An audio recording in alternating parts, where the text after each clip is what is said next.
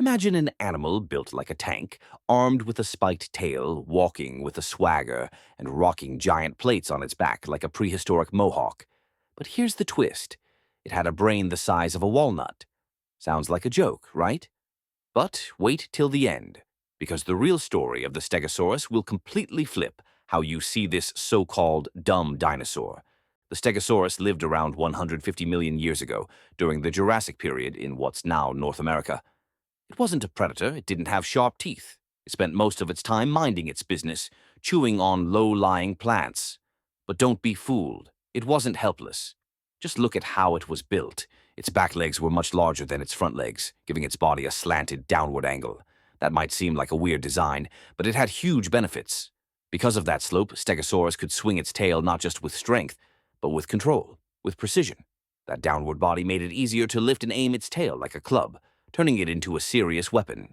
And that tail, called a thagomizer, wasn't something you'd want to mess with. 4 long, deadly spikes that could puncture flesh and even break bone. Some Allosaurus fossils, that's one of its main predators, have injuries that might have come from Stegosaurus tails. It didn't need to run. It just needed to swing once and hit hard. It was a warning, like a "don't mess with me" sign. One look at those spikes and a predator might decide lunch wasn't worth the risk. Then there were the plates, those big flat structures running down its back. They weren't sharp. They weren't armored. So what were they for? Turns out, probably for display. Maybe they helped regulate body temperature. Maybe they helped attract mates. Maybe they just looked cool. The thing is, Stegosaurus could afford to look cool. It lived in wide open forests with space to move and room to swing its tail freely. The thagomizer was enough for defense, so the plates could be all about aesthetics, but not every dino in its family had that luxury. Meet the Tuojiangosaurus, a close cousin found in China. It had a similar body, but instead of plates, it had rows of spikes along its back. Why the change? Because Tuojiangosaurus lived in dense forests, tight, cluttered spaces.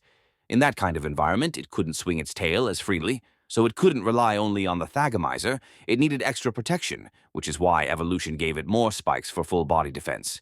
Stegosaurus had room to fight, so it could go for style. Tuojiangosaurus didn't, so it went full armor mode. Same family, totally different strategies. Now let's talk about that walnut-sized brain. Yeah, it was tiny, about the size of your fist if you're being generous. And sure, that meant it wasn't solving puzzles or planning ambushes. But it wasn't dumb. It didn't need to think about much. Its life was simple. Eat, walk, swing tail, repeat. It didn't require a big brain. It had exactly what it needed to survive. Efficient, not stupid. And honestly, that's what makes Stegosaurus so fascinating. It didn't roar, it didn't hunt, it didn't fly, but every part of its body, from the slope of its spine to the swagger of its tail, was built for survival.